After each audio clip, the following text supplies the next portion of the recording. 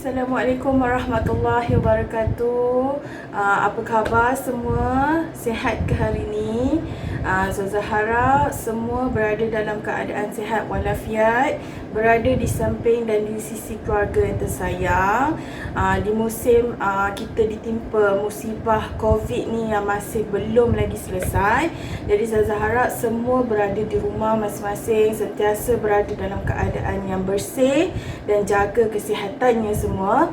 Okey, jadi pembelajaran kita hari ini, sebelum kita mulakan kelas, jadi suka untuk Ustazah ingatkan, kita baca doa dulu sebelum kita nak masuk kepada topik kita hari ini. Jadi Ustazah harap semua ikut sama-sama dengan Ustazah. Kita baca doa dulu ya. Okey, bismillahirrahmanirrahim. Allahumma aftah alaina hikmataka wanshur alaina min khazahini rahmatika ya arhamar rahimin. Rabbi shrah li sadri wa yassir li amri wahlul 'uqdatam min lisani yafqahu qawli. Amin. Okey, lepas kita baca doa, okey Ustazah akan masuk topik yang kita akan belajar hari ini. Tapi sebelum tu, Ustazah nak semua fokus pada pembelajaran kita hari ini ya.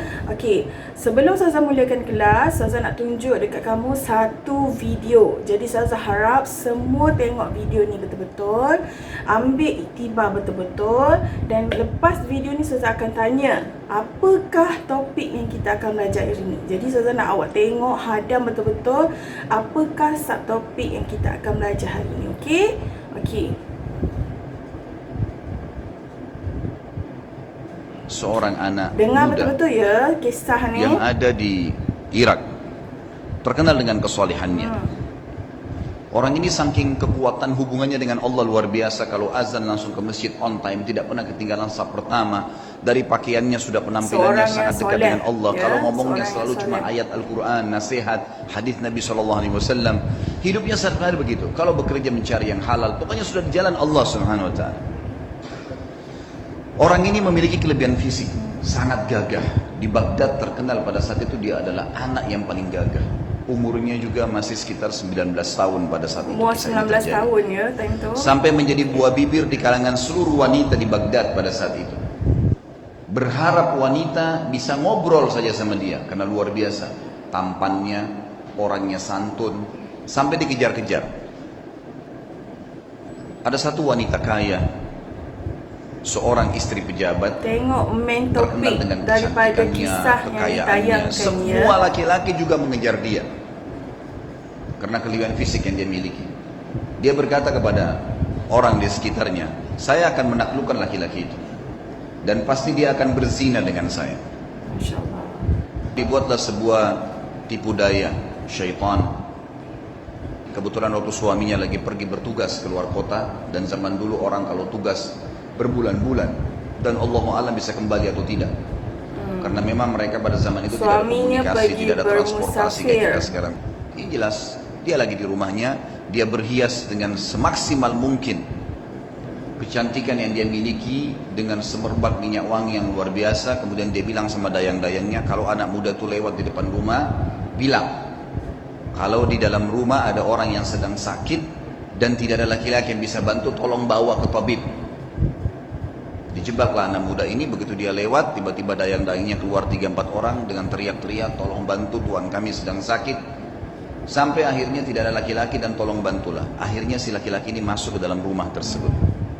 Waktu dia masuk ke dalam rumah tersebut, saudara semua tengok ya. maka yang terjadi adalah betul-betul ditutup pintu. kemudian Si perempuan yang tadi licik ini berkata, kalau kau tidak mau berzina dengan saya akan teriak bahwasanya kau sengaja datang untuk mengganggu saya di rumah saya. Dijebak. Waktu itu rumah semua berdekatan, sedikit teriakan sudah kedengar. Serba salah. Apa yang harus saya lakukan? Terjebak di sebuah ruangan rumah dengan wanita yang sempurna. Wanita di depan matanya dengan kesempurnaan, cantik, kaya, punya jabatan. Tinggal minta dia berzina saja. Hanya itu. Dia bisa menikmati, dia bisa mendapatkan harta, dan seterusnya. Tapi saudaraku, orang yang sudah mengenal Tuhannya Allah berbeda. Dia sudah tahu siapa dia, dia sudah tahu siapa yang akan dia hadapin dari makhluk juga ini, dia sudah tahu bagaimana hukum Tuhannya, dia sudah tahu janji-janji Allah nanti kalau dia meninggalkan yang haram, nantinya di surga akan dibalas apa. Dia sudah pelajari semuanya. Maka dia pun berdoa kepada Allah mengatakan, ya Allah, engkau tahu bagaimana aku menjaga hubunganku denganmu dengan baik. Dan dari dulu aku sudah selalu digoda untuk melakukan hubungan dengan lawan jenis dan aku selalu menahannya. Kenapa sekarang aku tiba-tiba masuk dalam sebuah jebakan syaitan yang seperti ini? Tengok Selamatkan doa ya dia Allah. kepada Allah Subhanahu Wa Tiba-tiba Taala. dia rasa mules, perutnya nggak enak. Kemudian dia bilang, saya mules, saya butuh kamar kecil. Kata perempuan tersebut, kamar kecil di depan mata saya ini, buka, silakan masuk. Tapi tetap setelah kau keluar, kau akan zina dengan saya. Kalau enggak, saya akan teriak. Dia masuk, kemudian dia buang air besar dalam kisah ini, maaf, kisahnya memang begitu. Buang air besar, setelah buang air besar, muncul ide di pikiran dia. Tiba-tiba Allah berikan petunjuk, dia mengambil kotorannya sendiri, dia tempel di bajunya. Pada saat dia keluar dari ruangan tadi, si perempuan kaya ini yang terkenal dengan kebersihannya, kecantikannya segala, kaget melihat. Tadinya bajunya rapi orang ini, tiba-tiba penuh dengan kotoran dia sendiri. Lalu dia mengatakan, kenapa kau begini? Dia bilang, saya begini orangnya. Kalau kau memang mau berzina, saya orangnya sudah seperti ini kotoran di badan saya. Akhirnya perempuan tersebut mengatakan, keluarkan laki-laki ini jorok dan kotor. Dikeluarkan dari perempuan tadi, dan dia begitu keluar di depan rumah perempuan tadi, sujud syukur kepada Allah selamat dari zina. Maksudnya daripada kisah tu tadi, semua dah tengok kan, betul tak? Semua dah tengok kisah yang berlaku pada pemuda tu tadi. Jadi semua boleh teka tak? Hari ni kita nak belajar tentang apa? Okey, jadi hari ni kita akan belajar tajuk tentang zina. Bagus. Okey, semua dah tengok video tadi kan? Semua dah tengok, dah faham video tadi tentang apa? Seseorang pemuda yang diajak untuk berzina, tetapi dia memohon pada Allah untuk dia keluar daripada godaan syaitan ni. Jadi apa yang dia buat? Dia letak semua kekotoran yang ada, najis dia sendiri terhadap badan dia. Jadi mengelakkan daripada perempuan tadi tu untuk berzina dengan dia. Jadi hari ni kita akan belajar topik tentang zina. Kita akan pergi pada pembelajaran dengan Ustazah Hidayah. Jadi hari ni kita akan belajar tajuk zina. Sebelum Ustazah terangkan subtopik pembelajaran hari ni, Ustazah suka untuk memberitahu kamu semua mengenai objektif pembelajaran hari ni. Di mana di akhir pelajaran nanti kamu dapat iaitu pelajar dapat menyatakan pengertian zina. Yang kedua, pelajar dapat menjelaskan dalil serta hukum berzina. Yang ketiga, pelajar dapat menganalisis hukuman bagi orang yang melakukan zina. Izinkan Ustazah untuk berkongsi pada kamu semua mengenai isu-isu semasa berkaitan zina. Okey, kita tengok di Kerajaan Ahbar, kes pembuangan bayi semakin meningkat. Kemudian bahana seks bebas di mana remaja banyak kali mengandung. Remaja yang masih bersekolah banyak yang mengandung kerana menjalankan seks bebas. Kemudian ada pelajar yang tak nak datang sekolah mungkin sebab malu sebab dia dalam keadaan mengandung. Okey, kemudiannya nak dikatakan sekarang ni disebabkan terlalu banyak media sosial. So pelajar pun bebas untuk bergaul bebas dengan mana-mana orang yang kadang-kadang kita tak kenal pun kan orang tu. Sekali terjumpa dalam WhatsApp, WeChat, Facebook dan kita pun bercinta. Ada segelintir individu yang dia ambil sikap tak peduli terhadap pandangan masyarakat terhadap diri dia. Jadi disebabkan benda ni dia tak pedulikan masyarakat, apa kata masyarakat. Jadi kata orang kubur asing-asing, dosa tanggung sendiri. Kita tak boleh bersikap macam tu. Disebabkan benda-benda macam tu yang tak endah akan kemaslahatan, kesejahteraan masyarakat sekeliling yang menyebabkan kes-kes zina ni semakin berleluasa. Kemudian ada juga yang jumpa dan terlanjur, mula-mula bermula dengan WhatsApp, sayang-sayang, kemudian nak jumpa jom, minum jom, ajak makan, dan akhirnya berlaku zina. Dan zina juga tidak berlaku di kalangan remaja ataupun golongan yang belum berkahwin. Malah dia berlaku pada golongan yang berkahwin juga. Jadi Ustazah yakin kamu semua dah biasa dengar tentang isu ni dan kamu mungkin ada segelintir yang sudah faham apa itu zina. Okey, jadi hari ni kita pada pembelajaran kita Ustazah akan terangkan mengenai pengertian zina.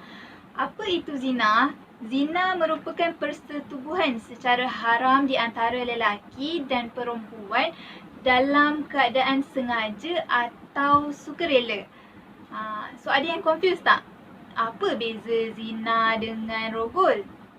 Ustazah nak terangkan secara ringkas, zina ni dia persetubuhan suka sama suka antara lelaki dengan perempuan, dia suka sama suka untuk buat hubungan tu. Kalau rogol dalam keadaan terpaksa, di mana ada satu pihak yang dipaksa untuk melakukan persetubuhan tu. Ustazah harap kamu faham dan jelas definisi zina. Okay, seterusnya Ustazah akan menerangkan tentang dalil larangan mendekati zina. Dalam Al-Quran pun Allah dah menyebut jangan kamu dekati zina di dalam surah Al-Isra ayat 32 yang bermaksud janganlah kamu menghampiri zina. Maksudnya dekat sini apa-apa perbuatan walaupun perbuatan sekecil-kecil perkara yang boleh membawa kepada dosa kecil ataupun dosa besar, maka seorang tu wajib untuk menjauhinya. Maksudnya jangan walaupun kita mak kata orang dari mata turun ke hati, dua-duaan, benda-benda macam itulah yang kita perlu jauhi, hindarkan diri daripada perkara-perkara yang tak sepatutnya. Seterusnya, Ustazah akan bercakap mengenai hukum berzina. Okey, hukum berzina apabila seseorang itu melakukan persetubuhan, dia dah buat persetubuhan tu, maka hukum dia dengan jelas adalah haram dan berdosa besar. Bila kamu faham tentang haram dan dosa besar, maksudnya perbuatan ni dikeji dan dimurkai oleh Allah. Jadi kamu perlu elak, perlu jauhkan diri daripada terlanjur penzinaan ni. Okey, sebabnya bila haram dan dosa besar dia akan mendapat balasan di dunia dan di akhirat. Di akhirat dia tak akan terlepas dengan azab api neraka. Dekat dunia dia akan mendapat balasan daripada mahkamah ataupun hukuman di dunia lah. Okey, seterusnya Ustazah akan menerangkan hukuman ke atas orang yang berzina. Okey, hukuman ke atas orang yang berzina dalam Al-Quran juga dia ada menyebutkan Allah juga telah berfirman dalam surah An-Nur ayat 2, perempuan-perempuan yang berzina dan lelaki yang berzina hendaklah kamu sebat setiap seorang dari keduanya 100 kali. Maksudnya kat sini antara perempuan dengan lelaki, dua-dua yang melakukan zina dijatuhkan hukuman sebatan ke atas mereka. Kemudian dalam hadis juga daripada Abu Hurairah radhiyallahu anhu berkata, Nabi Muhammad sallallahu alaihi wasallam berkata, seseorang lelaki telah datang menemui Rasulullah semasa Rasulullah berada di masjid. Lalu beliau memanggil Rasulullah seraya berkata, "Ya Rasulullah, sesungguhnya aku telah berzina." Maka Rasulullah berpaling kepada lelaki itu. Kemudian lelaki itu mengulangi pengakuannya sebanyak 4 kali. Maka lelaki berkenaan tu telah membuat pengakuan ke atas dirinya sebanyak 4 kali. Rasulullah pun memanggil lalu bertanya kepada seorang lelaki yang tadi tu, yang berjumpa dengan Rasulullah tu, "Adakah engkau gila?" Lelaki itu pun menjawab, "Tidak, ya Rasulullah." Lepas tu Rasulullah bertanya lagi, "Adakah kamu sudah berkahwin?" Lepas tu lelaki itu pun menjawab, "Ya, aku telah berkahwin." Maka dekat sini Rasulullah pun bersabda, "Bawalah dia dan jalankan hukum rejam sampai mati." Dekat sini jelas menunjukkan bahawa kedua-dua nas daripada Al-Quran dan hadis menunjukkan bahawa Rasulullah juga menjalankan hukuman ke atas orang yang melakukan zina. Jadi kat sini Ustazah nak bagi tahu kamu mengenai hukuman bagi orang yang berzina. Okey, hukuman bagi orang yang berzina Ustazah pecahkan kepada 2. Pertama, orang yang sudah berkahwin. Yang keduanya, orang yang masih bujang ataupun masih belum berkahwin lah kan, macam kamu semua belum berkahwin kan.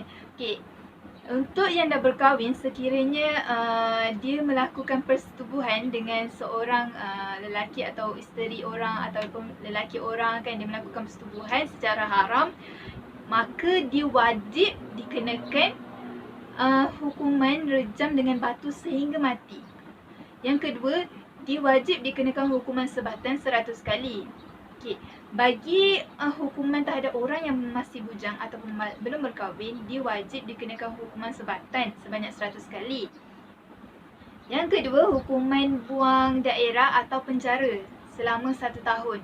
Yang ni adalah bertujuan untuk mengasingkan diri dia lah, untuk supaya dia bertaubat, dia menyucikan diri dia supaya tak melakukan lagi ataupun tak dekat dengan perbuatan zina tu. Maka kedua-dua hukuman ke atas orang yang dah berkahwin dengan orang yang belum berkahwin wajib untuk kita laksanakan. Okey, Alhamdulillah, setelah apa yang awak belajar dengan Ustazah Hidayah tu tadi, awak dah belajar tentang pengertian, awak dah belajar tentang hukum, hukuman dan sebagainya dengan Ustazah Hidayah, betul tak? Ustazah harap semua faham apa yang Ustazah Hidayah ajar tadi. Jadi hari ni setelah kamu belajar apa pembelajaran tentang zina dan sebagainya, Ustazah nak test pula awak faham ke tak apa yang Ustazah Hidayah ajar. Jadi Ustazah akan bagi awak link. Ya, sekarang Ustazah akan bagi awak link. Link tersebut Ustazah akan bagi dekat grup. Awak buka sekarang. Ustazah nak semua buka sekarang ya, semua buka. Dah buka. Jadi okey, awak punya link tu bila awak buka dia akan jadi macam ni. Okey, dia akan keluar pop quiz dan sebagainya. Okey, Ustazah dah siapkan untuk awak. Arahannya kat situ ialah, okey, arahan diminta semua pelajar untuk menjawab ya. Awak tengok kat situ. Tengok betul-betul saya ada buat tu. Okey. Saya ada buat kat sini. Okey, saya dah buat. Arahan kat situ semua pelajar untuk menjawab semua ya. Saya minta semua untuk jawab semua soalan yang saya akan bagi sekejap. Jangan jawab lagi ya. Saya minta semua ikut arahan saya. Setiap kali satu-satu kita akan jawab bersama-sama lah. Maksudnya saya akan tanya dan awak akan jawab jawapan awak sendiri di ruangan jawapan tu nanti. Okey. Arahan semua wajib jawab. Okey, tengok soalan yang pertama. Okey. Berikan 2 contoh dosa besar yang dilarang oleh Allah Subhanahu Wa Taala. Ustazah nak 2 sahaja ya, 2. Okey, Ustazah nak awak tulis jawapan awak sekarang. Dekat ruangan your answer, tulis jawapan dekat situ. Ustazah nak 2. Ustazah nak pastikan semua tolong jawab ya. Ustazah akan tengok siapa yang tak jawab ikut penilaian tu nanti. Okey. Okey, minta tolong jawab, tulis answer dekat sini. Okey, tulis jawapan awak dekat sini. Okey. Setelah jawab, okey, Ustazah harap semua dah jawab 2 contoh dosa besar dan kemudian kita akan pergi soalan yang seterusnya, iaitu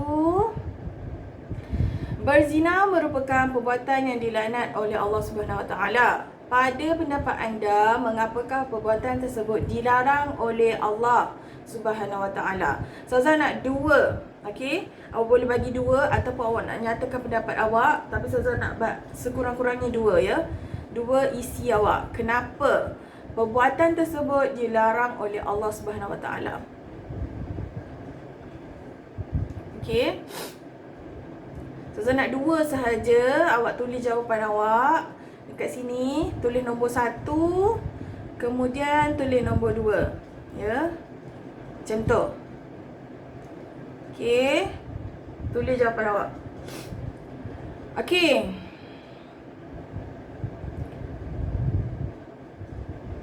Ustazah harap semua dah jawab ya, soalan nombor 1 dan soalan nombor 2. Okey, kita pergi soalan nombor 3. Iaitu Berdasarkan pengetahuan anda, apakah yang dimaksudkan dengan berzina? Tadi Ustazah Hidayah dah terangkan, betul tak? Jadi Ustazah harap semua faham apakah pengertian zina tu tadi. Ustazah nak awak tulis jawapan awak. Pengertian zina ialah, tak apa, Ustazah bagi kelonggaran, awak boleh jawab Rumi ataupun Jawi. Jawi lagi baguslah. Okey.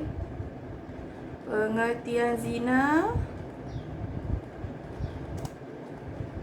ialah sekian. Okey. Semua boleh jawab, semua okey ya. Ustazah harap semua boleh jawab dengan baik. Kemudian, okey, kita pergi soalan yang seterusnya. Okey. Berikan hujah mengenai hukum berzina. Ustazah Hidayah ada terangkan hukum berzina apa dengan sekali dalil. Okey, kalau kamu ingat dalil yang telah diberikan pun lagi bagus. Ustazah harap awak boleh tulis dekat ruangan jawapan awak ataupun awak boleh tulis hukumnya sahaja, ya, hukum berzina. Apakah itu hukum yang berzina? Apakah hukum seseorang yang Muslim itu dia berzina? Okey. Ataupun awak nyatakan surah apa dan ayat berapa pun boleh.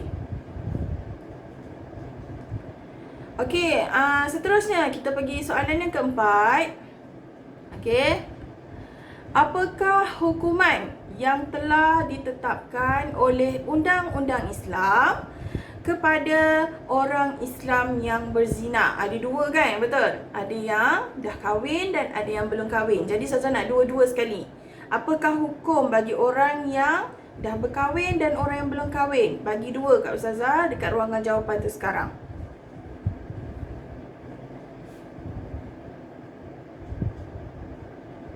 Kalau awak dengar apa yang Ustazah Hidayah cakap tadi, awak boleh jawab insyaAllah. Okey, soalan yang terakhir. Menurut pandangan anda, wajarkah hukuman hudud dilaksanakan di negara Malaysia? Nyatakan sebab dan kenapa. Okey, dekat soalan tu Ustazah ada bagi awak pandangan. Maksudnya awak diberikan hujah awak, sama ada awak setuju ataupun awak tak setuju Malaysia perlukan hukuman hudud atau tak. Jadi dekat situ awak nyatakan kalau awak setuju kenapa, dan kalau awak tak setuju pula kenapa. Jadi jawapan kat situ saya akan nilai, maksudnya pemahaman awak tentang zina ni ataupun hukuman-hukuman Islam yang berada dalam hudud, hukuman-hukuman Islam yang telah ditetapkan oleh Allah, perlu atau tak Malaysia jalankan hukuman hudud tersebut. Jadi dekat situ saya nak awak tulis jawapan awak dekat situ. Okey, lepas awak tulis, saya nak awak submit terus dekat sini. Submit ya, submit terus dekat sini. Lepas submit, saya akan nilailah jawapan awak semua. Okey, saya harap siapa yang dah jawab tadi, submit, jangan lupa tekan submit. Jadi saya harap saya anggap awak dah hantarlah kerja awak. Okey. Jadi Ustazah harap kamu boleh jawab soalan kuis yang Ustazah bagi tu. Okey, Ustazah harap kamu dapat lengkapkanlah semua jawapan-jawapannya dengan baik dan jelas. Kemudian Ustazah nak simpulkan secara ringkasnya mengenai tajuk zina ni.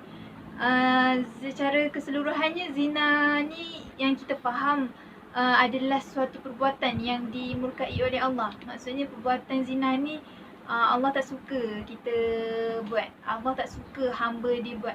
Allah benci terhadap perbuatan ni sebab zina ni juga merupakan salah satu dosa besar. Bila dikatakan dosa besar di akhirat, dia tak akan terlepas dengan azab di neraka. Seterusnya, wajib melaksanakan hukuman ke atas penzina mengikut aturan Allah. Di mana kita sebagai umatnya, kita kena melaksanakan aturan yang ditetapkan oleh Allah. Sebab tu Al-Quran, hadis dijadikan panduan dalam kehidupan kita. Untuk setiap apa perbuatan kita, untuk setiap dalam perundangan, mesti merujuk kepada Al-Quran dan hadis. Maka oleh itu, bagi pesalah-pesalah penzina ni, dia wajib untuk dikenakan hukuman yang sepatutnya ke atas mereka mengikut apa yang ditetapkan. Second, saya harap semua jelas pembelajaran hari ni. Sekiranya ada kemusykilan ataupun ada soalan, kita boleh bincang pada kelas minggu depan. Okay, terima kasih. Assalamualaikum warahmatullahi wabarakatuh.